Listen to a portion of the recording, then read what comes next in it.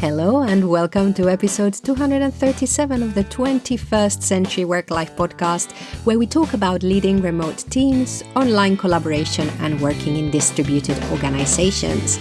My name is Pilar and I am your host, and I am the only voice here today. We're going to look at something different with our schedule. We are going to keep the monthly What's Going On with Maya. We're going to keep the monthly guest-focused episode. But every other week, I will pop in here with a short episode because I feel that, we could go back to our fortnightly, but I think that there's more to say now about online collaboration and working in remote teams than ever. So I thought we'd do, we'd continue every week being here in your ears, listeners. So by the way, if we haven't met before, as I said, I'm Pilar Ortiz, the director of Virtual Not Distant, where we help managers and teams transition to an office optional approach, which we haven't had much of an option going back to the office for some months, but hopefully remote work will become a viable option for quite some people, and we would like to help with that. So you can find out everything about what we do over at virtualnotdistant.com. And interestingly, our focus has shifted from saying to managers, go on, try working away from your team, from each other. All you need is a different mindset and it might work out much better than you ever thought.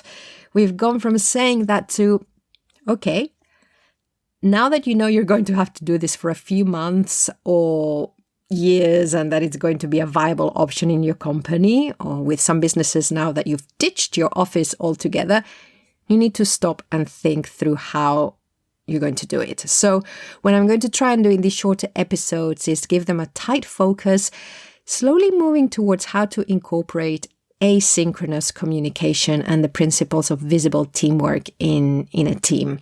But today's episode, I'm still not there yet. It's a little bit different. Today, I thought I'd guide you through thinking through the types of activities or programs that you might want to do with your team, or if you are listening with an organizational hat on, with your managers, with your management team.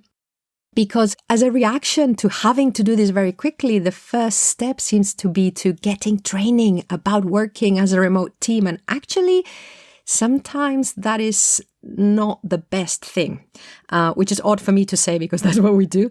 But I really think there's other things that you could be doing instead that might be more effective, bearing in mind where you are now. And it really depends where you are.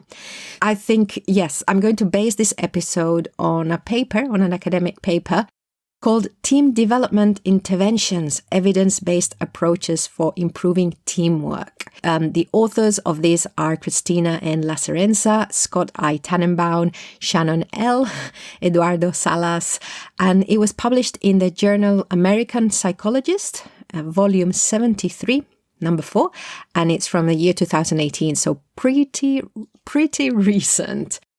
So I think I'll go through what I've learned from it. It all makes sense, as always. It's for me, I read to put my ideas into some form of structure with the thanks of people who've done that already with me, and see if I can learn something new. A lot of the time, we're getting common sense, but this is evidence-based, so it's great. And later, after all this, if you're still around, I can let you know what we are doing about with Virtual Not Distant to support some of what the paper highlights. And if this episode is useful, then check out all the stuff we have over at virtualnotdistant.com, including a sign up to our monthly newsletter. It's great to have you here. Let's get on with the show.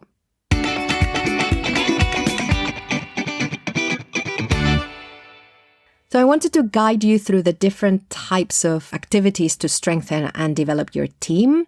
And I'll be relating it back to remote teams mainly, but the principles stand. And in fact, this paper was on co-located teams, regardless.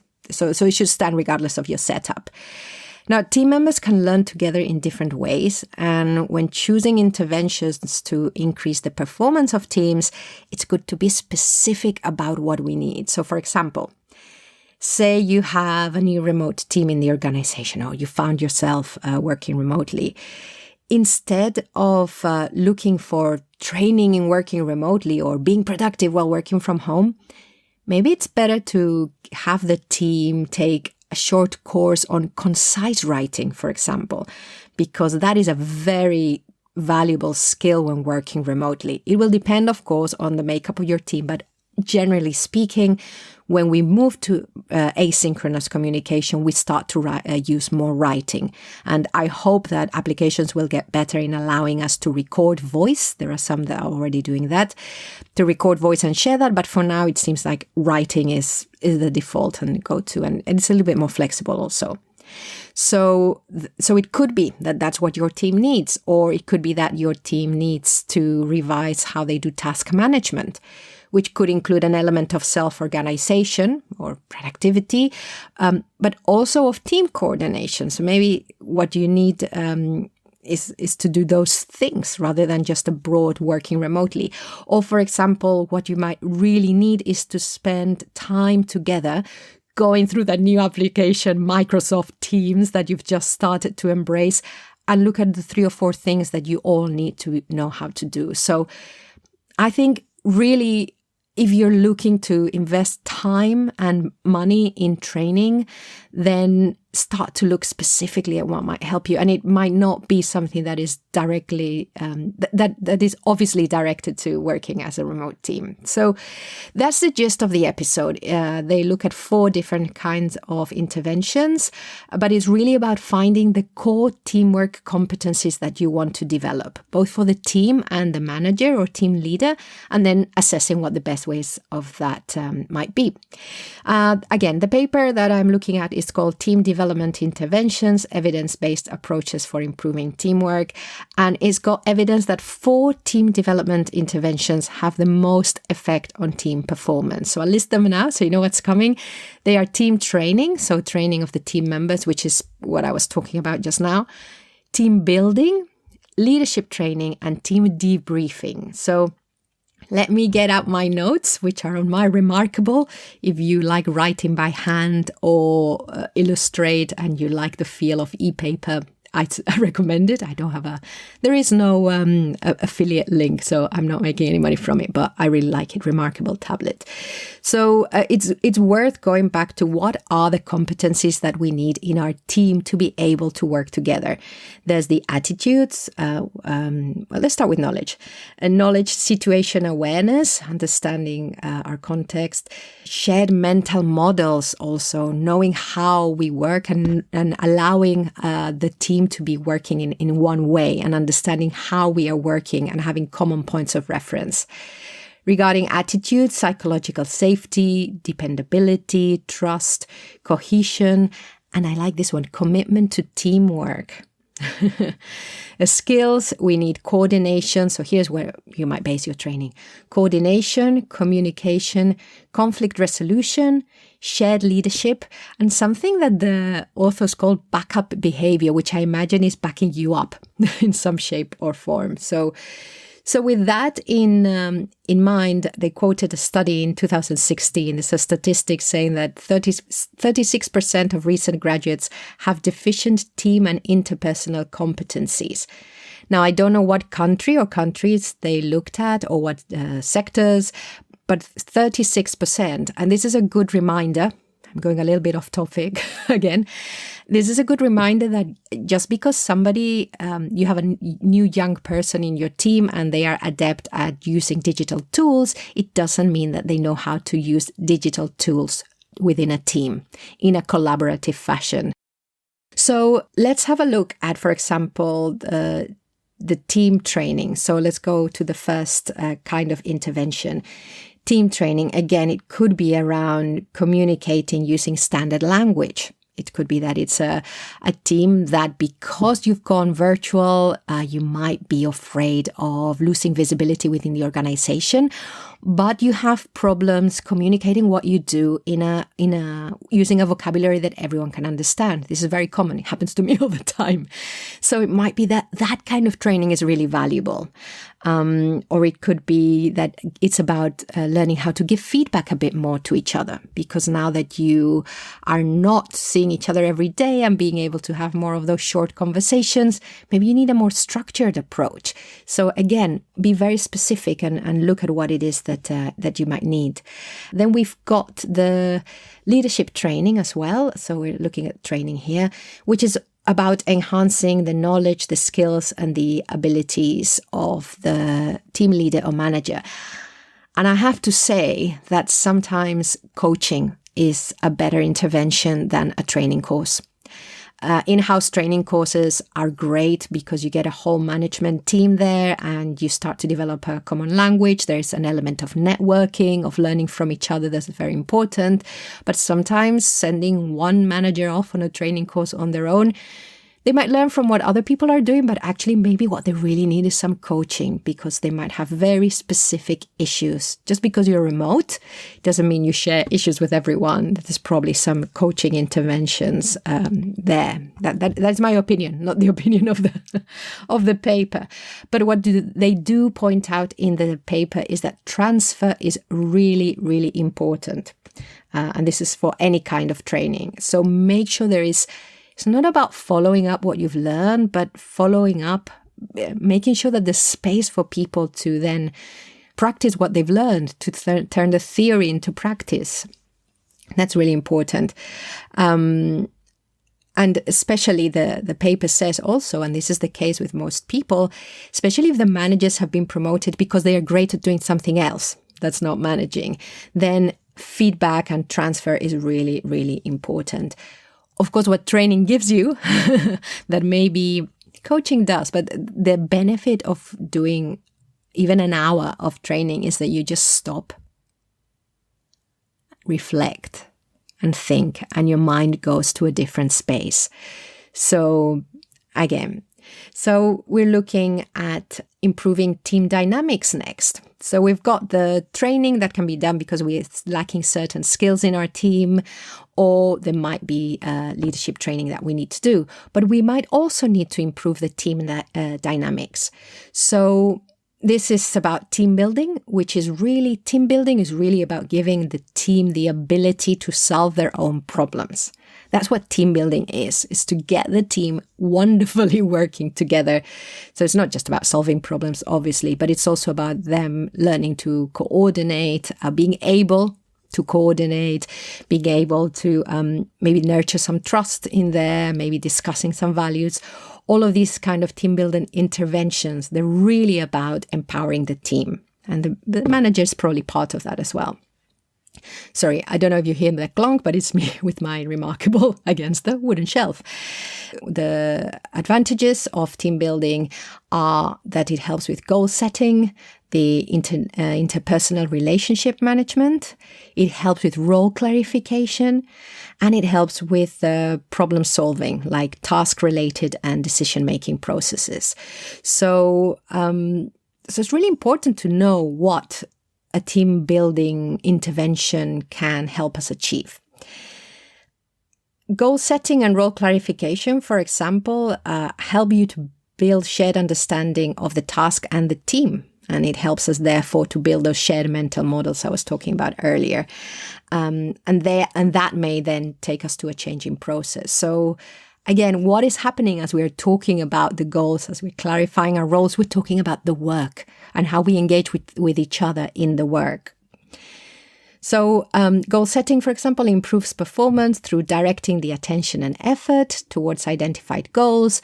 It can be energizing. It can affect persistence, and it can affect action through discovery or knowledge pertinent to the task. It really, again, if we find the time to be together and think through what's going on, think through our shared goals, our roles, probably a lot of stuff that was in our head is going to come out. And especially if we're away from each other, we're probably holding on to a lot of information during the day that we don't even know that it's consolidating there. And so it's good to find the time to together, to doing something else, bring out that information. And the paper says also that interpersonal relationships can be improved, typically through facilitated discussions. There's the self-discovery of concerns, and I think that's really important, that sometimes through discussion we realize some stuff we hadn't quite thought of on our own. So yeah, facilitated discussions, we can help you with that. I can help you with that.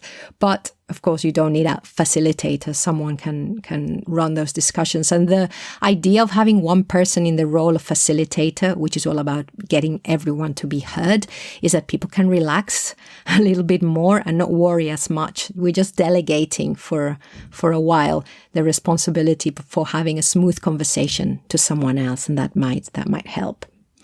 Something that I think is relevant to working away from each other or working as a remote team is that role clarity can also give us role flexibility. So if we know what we're doing, if we all know what each of us are doing, if we need to support each other or if we need to change at any point, it allows us to be that much more flexible rather than if we're not quite sure. So, how are we going to change this? So I thought that was quite interesting. The other, so that is one. So that is the team building activity. So we've had team training, we've had leadership training, we've had the team building, and finally one which many, agile teams do this very well, is the team debrief. And again, for that, you don't need anyone else. It's great if you do, but I think if the team can get used to debriefing, then that's wonderful. And this is such a learning opportunity. It can also be a team building opportunity, of course. So the authors of the paper found that if we look at what happened, and we uncover problems and improvements, we can confirm success and we plan for the future. All of this can happen during the team debrief. We are learning. We're also, I like this, confirmed success, and we're naming it and we're celebrating it, which is so important. We have a couple of a blog post and an episode on celebrations. And again, for team members who are away from each other, this is a really important part of reconnecting with everyone through the work. And we learn together through what didn't go well, and we celebrate what went well, and we consolidate the learning about what went well, which is so important. They're saying that these sessions don't need to be very long, that 18 minutes was the average time for them to be effective. And that of all the 4 interventions, that the team debrief is probably the most effective in improving team performance. So, well worth incorporating that into your regular team activities. Elements influencing how efficient and effective team debrief is. This is all important to remember. So what can influence it? The team climate, so psychological safety, and research does support the use of a facilitator when possible to create a psychologically safe climate. And also this team climate, learning to provide feedback. And again, I think people working remotely have to provide feedback to each other a lot more consciously and deliberately. So this might be something worth looking at. And the facilitator is someone who encourages participation from all. And again, you don't have to have a outsider coming in, but someone can take that role. So encouraging participation from all, asking open-ended questions, and targeting individual and team's knowledge, skill, and attitudes. And I think that's where it gets tricky. How do you ask open-ended questions that target knowledge, skill, and attitudes? I think for that requires some thinking and some practice. But this is something that could be very interesting for a team to decide, okay, what kind of questions help us to unearth information that is about seeing where our gaps in the knowledge are, where our gaps in skills, what attitudes we want to change. Even that could be an interesting exercise for a team. And then I've got a quote here: satisfaction due to feeling included in the discussion and believe they can disagree with the leader and each other. That's when the team debriefs work best. They are more effective when structured, and it's more about discussing the process than the chronological effect. So, for example, instead of saying, okay, what happened, and we start from the beginning and we analyze everything in chronological order, they found that looking at specific factors like communication, so say, okay, how did we pass information from person to person, what information were we lacking, how timely was our communication. And then you can move on, for example, to, okay, how did we make decisions? How did that help? So that might be more effective than going, okay, what happened at the beginning? How did that go? What happened next? How did that go? And and a very important one that many people who've been in the remote space for a while, conclusions and agreements need to be documented and revisited to facilitate follow-up on commitments and promote accountability. Of course, we know that I think notes and meeting sessions, they're always well documented, but it's the follow-up that trips us up. Right, so I'm just going to wrap up.